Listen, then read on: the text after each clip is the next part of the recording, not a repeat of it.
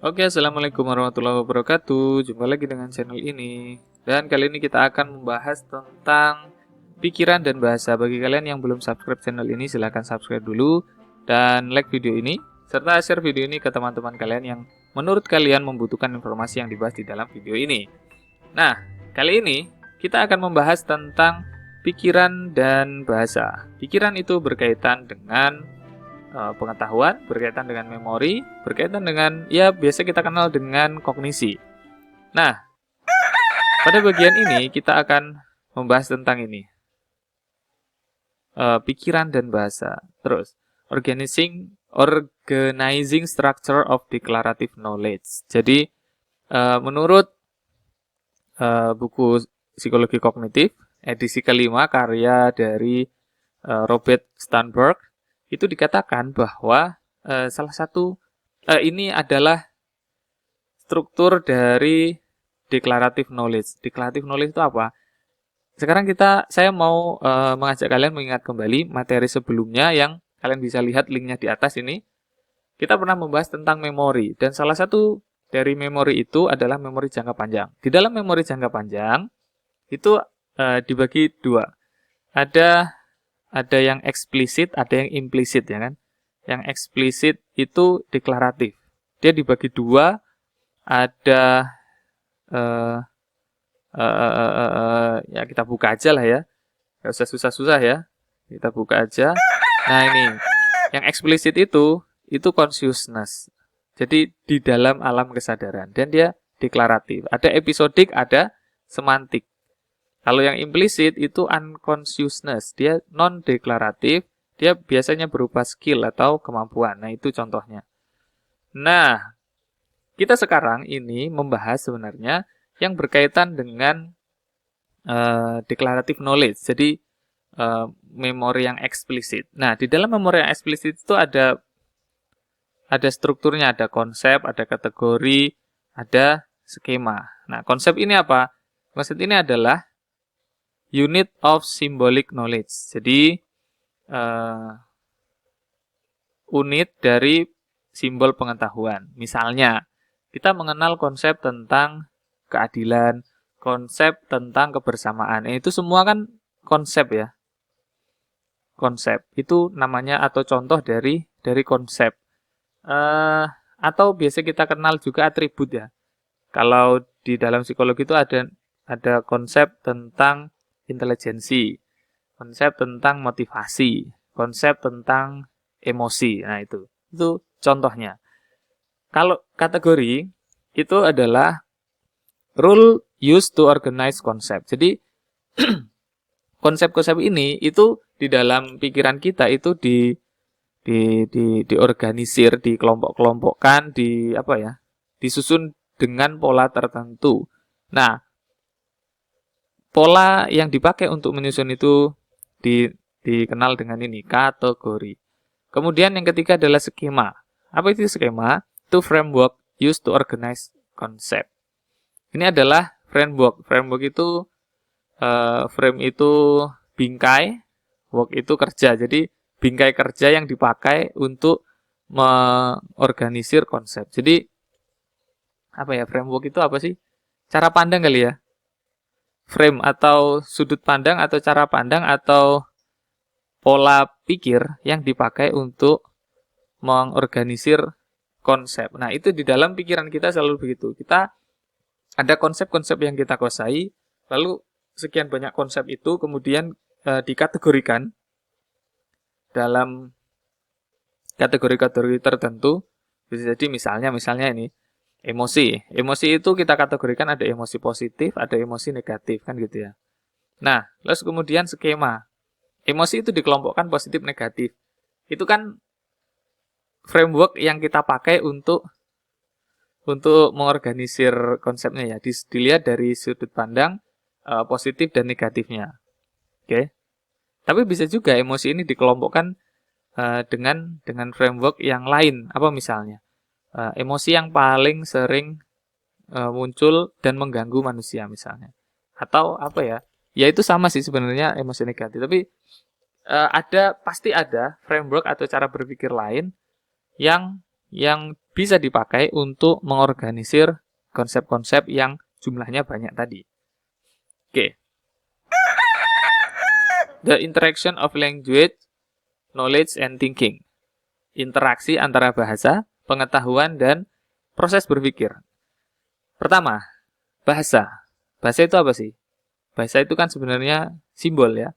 Dia memberi struktur dari kata-kata begitu. Dia memberi struktur, lalu kemudian bisa mendeskripsikan objek. Bayangkan kita tidak punya bahasa, kita mau mendeskripsikan kipas angin saja, itu kayak apa? Susah kan? Susah. Dan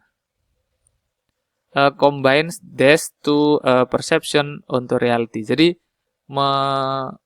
mengkombinasikan semua itu, mulai dari struktur bahasanya, terus kemudian deskripsi objeknya atau definisi dari objeknya, itu dikombinasi untuk bisa membentuk persepsi manusia dan dia kemudian bisa memiliki realitas. Jadi bahasa ini membuat manusia itu punya realitas. Jadi dia bisa menyadari bahwa dunia ini real. Dengan cara apa? Dengan cara dia manusia memberi atau mengganti benda-benda yang ada di dunia ini dengan simbol-simbol bahasa. Kemudian knowledge. Knowledge itu apa sih? Social sanction, description of reality based on language acquired from society, ada culture element, and via secondary education, professional level. Jadi pengetahuan itu deskripsi dari realitas yang didasarkan pada bahasa. Jadi kita punya pengetahuan itu kan pasti berupa bahasa ya, berupa bahasa yang kita dapat dari lingkungan kita, dari budaya di tempat di mana kita dibesarkan, dan bisa juga dari pendidikan yang kita tempuh. Gitu. Itu pengetahuan itu diperoleh dari seperti itu. Tapi di dalam pengetahuan itu sendiri itu ada faktor bahasa yang berpengaruh. Kemudian yang ketiga adalah thinking atau proses berpikir. Adalah proses individu di mana individu ini utilizing knowledge. Jadi di mana individu itu memanfaatkan pengetahuannya untuk apa? Untuk mendapatkan insight. Insight itu apa ya? Insight itu ide. Insight itu jalan keluar dari masalah yang sedang dipikirkan gitu. And suggesting those for discursive agreement. Ya, jadi proses berpikir itu sebenarnya adalah proses di mana kita menggunakan pengetahuan kita untuk menyelesaikan masalah, untuk mendapatkan ide baru, untuk mendapatkan pemecahan dari kerumitan yang sedang kita hadapi. Gitu. Jadi bahasa itu dia memberikan simbol kepada realitas kita, lalu kemudian pengetahuan, simbol-simbol ini dikumpulkan di dalam memori kita, lalu jadilah dia pengetahuan. Nah, pengetahuan ini akan kita pakai ketika kita berhadapan dengan suatu problem, suatu masalah, ketika kita berpikir yang kemudian bisa membuat kita itu bisa memecahkan masalah itu. Gitu. Jadi tahapannya seperti itu. Bahasa jadi pengetahuan, lalu jadi dari pengetahuan bisa dimanfaatkan untuk memecahkan masalah melalui proses berpikir. Bahasa mempengaruhi pikiran. Wah. Ketika bahasa itu menyediakan simbol berupa kata-kata untuk sebagai pengganti objek atau kejadian, itu kita bisa berpikir tentang objek atau kejadian itu menjadi lebih jelas ya, jadi lebih jelas. Dan bisa juga mengingatnya dengan lebih mudah gitu. Kenapa bisa begitu? Karena ada simbol yang kemudian membuat kita mengingatnya itu menggunakan alat berupa simbol tadi itu. Nah, contohnya ini dari Osgen tahun 2004 dia mencontohkan bahwa lebih mudah untuk memikirkan tentang dua warna yang memiliki nama berbeda dibandingkan dengan dua warna yang warnanya sama. Jadi yang A ini sama ini, itu warnanya beda. Ini warnanya apa? Hijau. Yang ini biru. Nah, ini bisa dikatakan hijau toska, ini biru muda misalnya. Tapi dua warna ini itu beda warnanya. Two color with two different name. Dibandingkan warna yang sama namanya. Ini biru. Podo-podo biru nih. Ya kan? Kita memikirkan ini sama ini itu lebih gampang dibandingkan ini sama ini. Memikirkan di sini dalam arti membayangkan ya. Melakukan abstraksi gitu. Itu jauh lebih susah. Jadi bahasa itu berpengaruh terhadap pikiran berdasarkan eksperimen sederhana ini. Jadi dengan bahasa kita lebih jelas membayangkan objek atau event atau kejadian yang kita pikirkan begitu. Nah, cuman sebenarnya para ahli sendiri itu ada 3 pendapat ya berkaitan dengan siapa memengaruhi yang mana antara bahasa dan pikiran ini. Yang pertama ada yang mengatakan ini seperti yang tadi kita bahas sebelumnya, bahasa mempengaruhi pikiran. Jadi pemahaman manusia terhadap realitas itu dipengaruhi oleh pemahaman yang dia miliki terhadap kata. Nah, ini contoh tokohnya adalah Benjamin Wolff dan Edward Sapir. Contoh nih, misalnya suku Jawa itu dikatakan memiliki pikiran yang sangat tinggi karena apa? Karena suku Jawa memiliki banyak kosakata untuk menggambarkan realitas. Bahkan ada level dalam berbahasa yang aplikasinya tergantung dengan situasi. Ada ngoko, ada kromo inggil gitu kan. Nah, setiap leveling bahasa ini itu dipakai dalam konteks yang berbeda. Nah, ini menunjukkan bahwa suku Jawa itu memiliki pemahaman yang detail terhadap realitas. Gitu. Kemudian, pikiran mempengaruhi bahasa. Tokohnya siapa? Tokohnya adalah tokoh yang kita kenal sebagai pencetus teori kognitif, yaitu Jean Piaget. Dia mendukung pandangan ini. Nah, kita tahu bahwa Piaget ini meneliti perkembangan kognitif anak dengan melakukan observasi. Ya, jadi dia mengobservasi anak yang masih kecil sampai usia di mana dia melakukan penelitian itu. Nah, dalam observasinya dia menemukan bahwa semakin maju perkembangan kognitif anak, maka bahasa yang digunakan oleh anak itu akan semakin tinggi. Maknanya apa? Semakin pikirannya maju, semakin perkembangan kognitifnya itu maju, maka bahasa yang dipakai itu semakin kompleks. Ya, kita bisa analogi sederhana ya. Orang yang memiliki pendidikan yang tinggi, itu pilihan bahasanya, lalu kemudian cara dia mengelaborasi bahasa untuk menjelaskan realitas itu tentu akan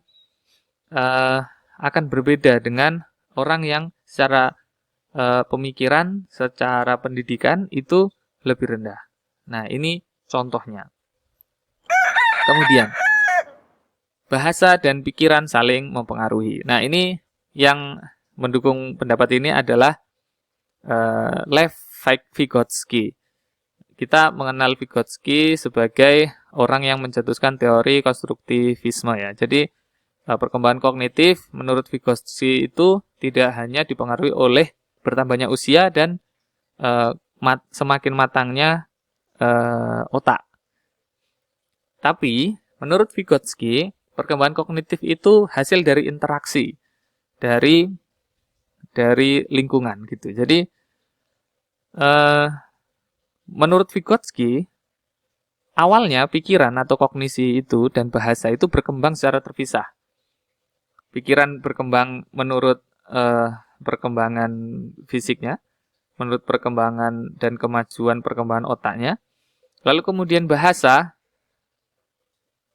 pikiran berkembang, yaitu selain otak juga pengetahuan yang ditemui. Nah, dan bahasa ini juga berkembang sendiri, gitu. Namun kemudian kedua perkembangan ini menyatu. Nah, Di satu sisi anak itu, oke, di sisi lain anak menggunakan bahasa untuk berkomunikasi, menyampaikan pikiran mereka secara eksternal. Maksudnya apa? Maksudnya mereka menyampaikan isi pikiran mereka kepada orang lain. Nah, namun di sisi yang lain dengan bahasa juga mereka membuat transisi dari kemampuan bicara eksternal itu menjadi internal. Jadi yang pertama mereka menangkap pengetahuan baru yang membentuk struktur kognitif mereka dengan simbol-simbol bahasa juga kan, dari lingkungan mereka menangkap pengetahuan-pengetahuan baru. Nah, tapi ketika semua pengetahuan baru itu sudah mereka tangkap, disimpan dalam memorinya, kita kan mereka kan juga akan menggunakan bahasa itu untuk berpikir kan. Nah, itulah yang dimaknai sebagai itu bicara secara internal, dan proses bicara internal ini itu juga meningkatkan kemampuan kognisinya, dan pikirannya juga pasti akan terpengaruhi juga. Jadi selain pikiran mempengaruhi bahasa juga mempengaruhi proses perkembangan pikirannya. Makanya kalau dalam teorinya Vygotsky itu ada proses apa itu namanya, scaffolding gitu ya. Jadi perkembangan kognitif seseorang itu dipengaruhi bagaimana dia mendapatkan fasilitas scaffolding itu dari scaffolder, orang yang membantu dalam anak atau individu ini mengembangkan pikirannya gitu. Oke, sudah selesai, dan ini adalah akhir dari presentasi kali ini, dari penjelasan kali ini. Semoga kalian semua bisa memahaminya, dan kita jumpa lagi pada video-video selanjutnya. Terima kasih sudah menonton. Wassalamualaikum warahmatullahi wabarakatuh.